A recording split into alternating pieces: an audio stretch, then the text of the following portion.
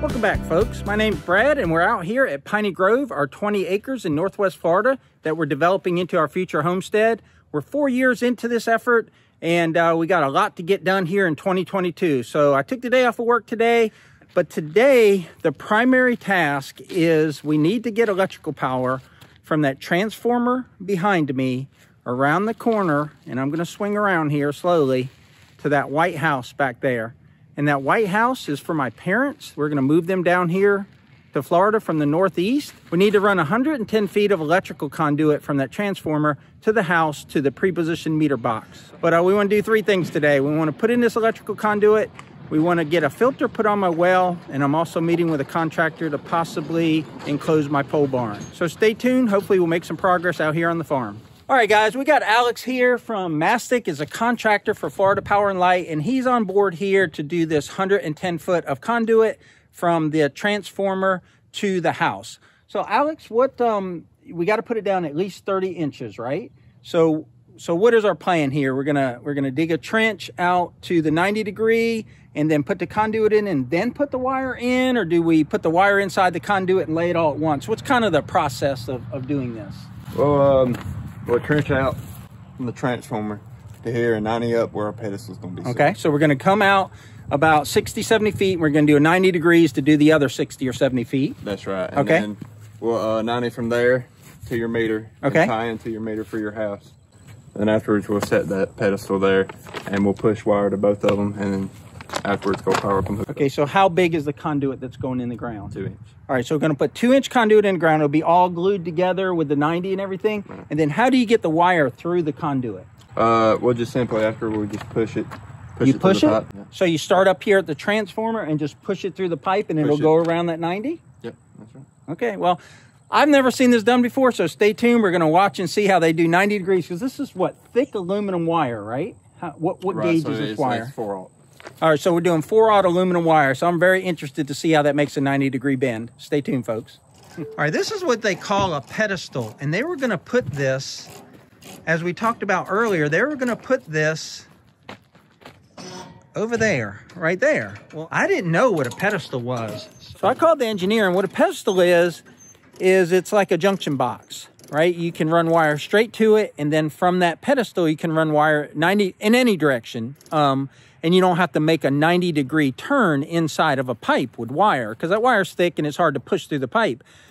So the pedestal just is a junction box. Well, the engineer that engineered this didn't realize that we were going to create a road right where that pedestal is. And that pedestal sticks above the ground 18 to 24 inches.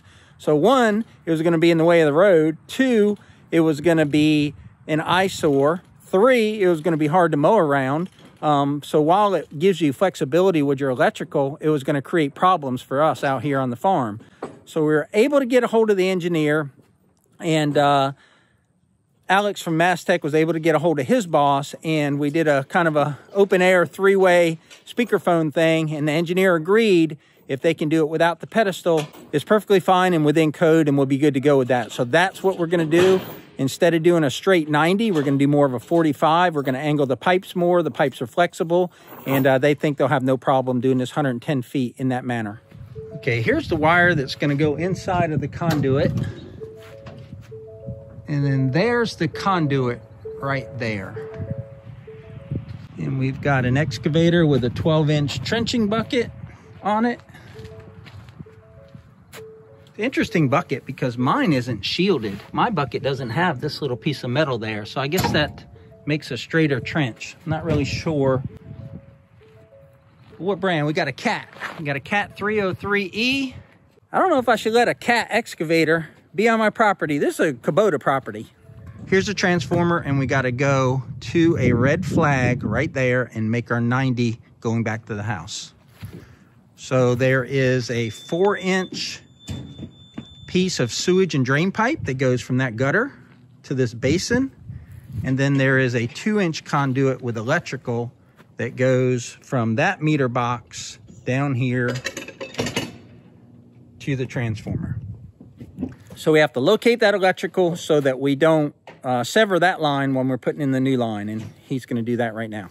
So for a visual, you see the transformer back there, and you see this red flag. that pedestal was going to go where this red flag is. And that was going to allow a straight pull to here, and then cut the wire, and then take the wire from here and have a straight run to there at a 90 degree. What we're going to do instead is we're going to dig a trench, stay away from that double oak tree right there. We're going to dig a trench to here.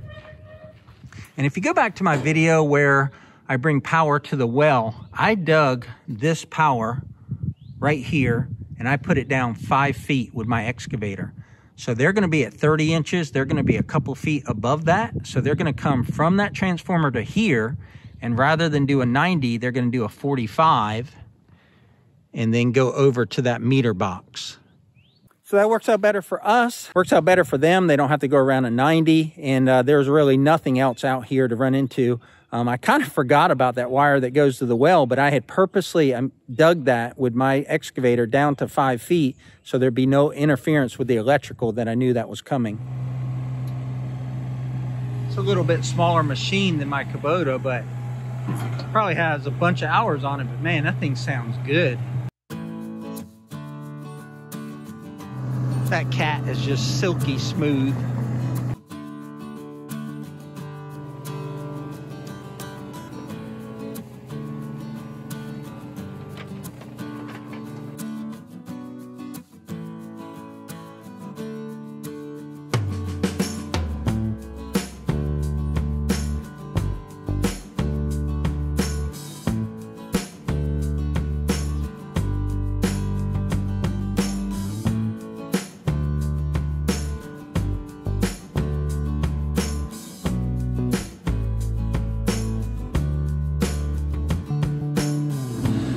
Okay, I'm trying to let the boys do work without putting the camera in their face. They got that trench going. They actually did nick the power that goes from the transformer to my shed. He said he felt the pipe. He said he does this all the time, but the tooth of the excavator actually took a piece of that conduit out, but he can repair it. He checked the wire. The wire is good. But that's the danger of working around electrical. These guys do this every day. They know what they're doing. They know the feel of that excavator, and they still messed up a conduit. So I'm glad I didn't do it.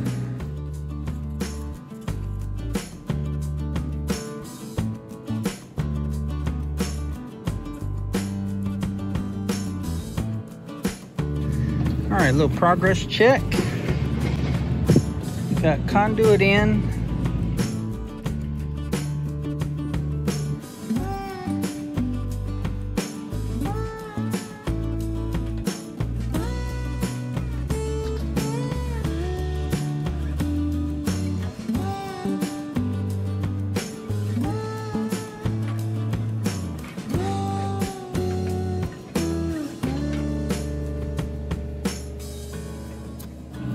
Okay, so you see where they're at now.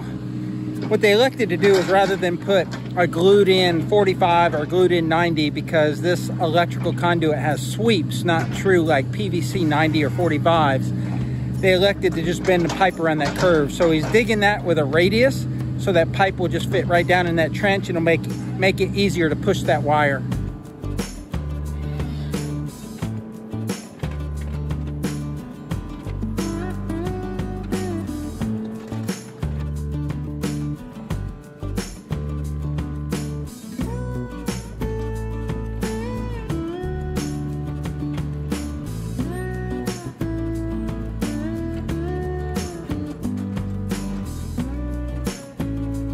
I was kidding around earlier about not letting a cat work on my property because I'm such a Kubota guy, but let me tell you, I got a little excavator envy. That cat is just a smooth running machine. It's probably $10,000, $15,000 more than a Kubota, but if you were doing something every day, that was your livelihood, I think I'd want a cat. I mean, that thing is just incredible. So like I said earlier, we're doing a radius on the pipe. We're not going to put any actual elbows or 45s in it.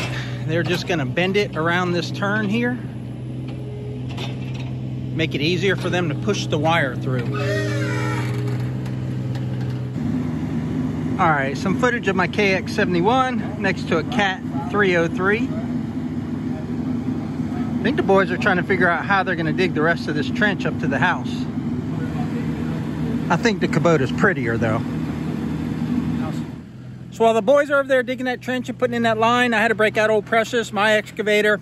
I greased her all up, greased all the swing bearings and all of the articulating bucket points and all that, and I got her ready to go.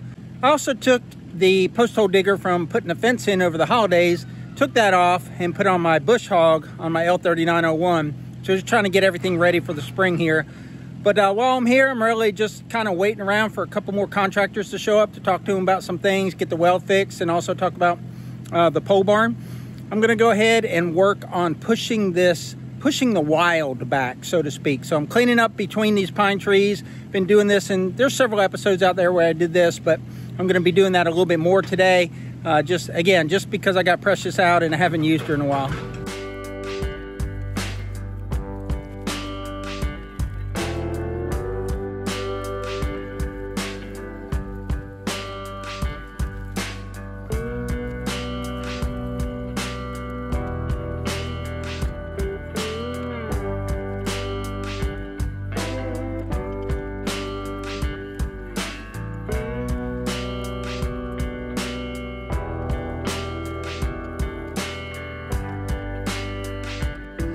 Pile's a bit more dirt than I wanted it to be. I thought there was more brush in there. So what I'm gonna do is just pile it up and let the water continue to wash that dirt out of there. I don't want to push a whole bunch of dirt around today. I want to get more brush done. So I think I'm just gonna do a little bit more work here and then move on. I've been working on this pile for a little while, and I actually got it around what I think is I don't know what kind of tree it is, but there's a tree there that I might want to save. So I'm kind of working the pile around there, and as I pick the debris up, the dirt kind of shakes out. It's wet. We had a lot of rain this past week, but I'm able to move that pile, and it's working out pretty good because it's knocking a lot of the dirt out, and I'm getting the pile moved around that tree, and it'll look a little better, and then I can actually start moving some brush. But that's that 12-inch bucket that I bought from USA Attachments over Christmas. My review of it is that it's definitely more precise when you pick up things with the bucket versus the 18-inch bucket, because the thumb is not that much narrower than the bucket. So it's real precise with that. As far as going out and grabbing a whole bunch of material, the 18-inch bucket is better for that. But I was a little bit skeptical that I would use this 12-inch bucket in the woods for clearing, but I like it so far. So I'm still messing with that same pile right here, but I took down a lot of brush in the area and piled it up there, and now I'm gonna pile this dirty logs, dirty brush on top of it. This will make this brushy area a lot more cleared out. And again, it's the same pile I said I was gonna go away from a few minutes ago. I guess it's been an hour or so, but I just kept working at it. It was bothering me sitting there, and I just wanted to keep pushing it back.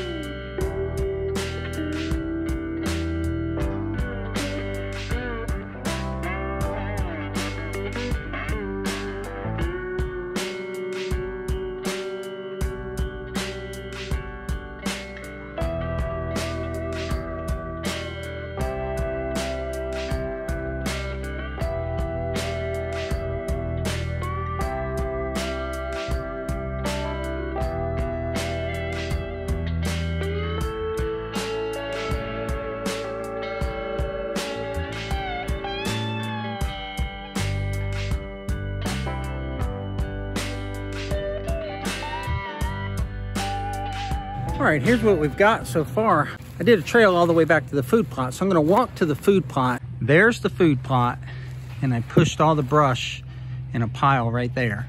There's a brush in a pile there. I'm all the way against the edge of the food plot. If I come around, you can see the excavator's about halfway to the house. And this is not graded or anything. It's just all the brush has been cleared out between the pine trees. It just gives a perspective of how much how much there is to do. But that's where I started. That's where that big pile was, right there. And I pushed it all the way here. So I gained probably 30, 40 feet. And then I went 50 yards back there. So going this way, you see the excavator working on the electrical in the background. So going this way, I have to do the same thing with everything on the left of the camera. Not gonna do it today, but that's where we're at. I know it might be a little bit hard to see, but maybe it's a little bit better now with this behind me. So everything from over my right shoulder was pushed that way. And again, it's just a couple hours on the excavator. There's, you know, hours and hours of work here. And I didn't want to break all the way out to the plot so that there was no cover between the house and the plot. I want this to be a nice backyard for my parents, but also want some seclusion for the deer plot back there. So far, so good. The KX71 doing its job. The electrical conduit is into the meter box on the side of the house. And they've got it backfilled, the trench backfilled up to there. I'll walk up here. We'll see how far they've got the trench backfilled. I'm gonna work this myself. All right, Alex, we about ready to push cable? I don't know. Oh, you don't think you can push it? Quick update on the electrical. They were not able to push the wire through that conduit like they thought they would. It's just too far. They got it maybe halfway and the wire got stuck. And I thought there was a wire pushing tool or something, but it's just manual. They push it through the conduit. Yeah, just manually. They come off the spool, push it through the conduit, and there's just a limit with how far they can push. So I guess there is a truck or a crew out there that can put a sponge and a rope, blow that sponge through the conduit, and then pull the wire with a rope. So they're not going to be able to actually install the wire today. I'm working on the well with Brandon from Bush Services. We're cleaning out the pressure tank and putting in an inline filter. We just took the tank apart, we rinsed it out, turned it upside down, swished it around, got all the sediments out of it, and now we're going to hook it up with an inline filter, and hopefully the well will be all done and good to go after this point. All right, so we're gonna come out of this pressure tank to that stand-up pipe. We're gonna put on that filter that Brandon's cutting right now, and then we're gonna get to my manifold right here, and then that manifold will feed the house and the barn. That means on this side we're gonna have to shorten the PVC and redo the PVC coming from the well in the bottom right, going across to the left. Brandon assures me we don't need to use primer. I don't believe him, but you know what? If it leaks, he's gonna be the one that comes back and fixes it, so. And he's not even worried about it. No.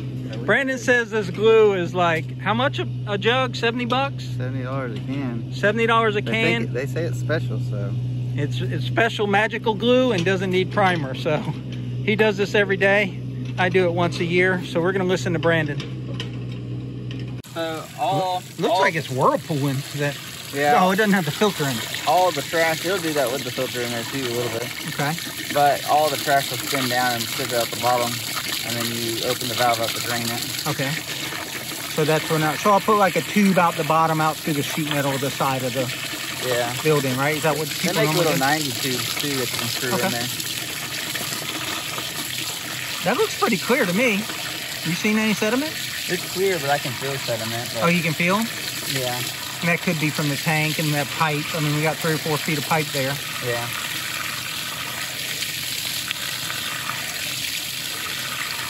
After the tank fills up on the mountain, he'll get from the well and just run it in the bucket and see what it looks like again. Well, we'll run it through the Water hose? well, we'll run it through the hydrant over there just to kind of flush all that out.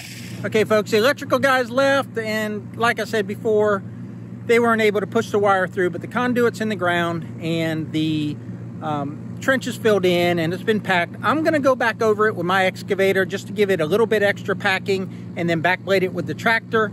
The well guy has finished putting the filter in place and I got the well running. Looks like the water has cleared up a lot. The filter is a not a micron filter that takes out like bacteria and stuff, but a filter that takes out like sediments and debris. And also it's a type of filter, it's a Whirlpool type of filter. It's a filter you can drain on the bottom, so you don't have to change cartridges. That should give us good clear water that we can bring into like an ice maker and stuff like that. If we want to do more fine micron filtration, then we're gonna have to add like a, you know, a house filter system or something, but I don't know if we're gonna need that. But for now, the well is operational. We got a cold spell coming, so I'm actually gonna turn it off and drain it, but I've got it running right now just to kind of get the well to run and just kind of clear itself a little bit more.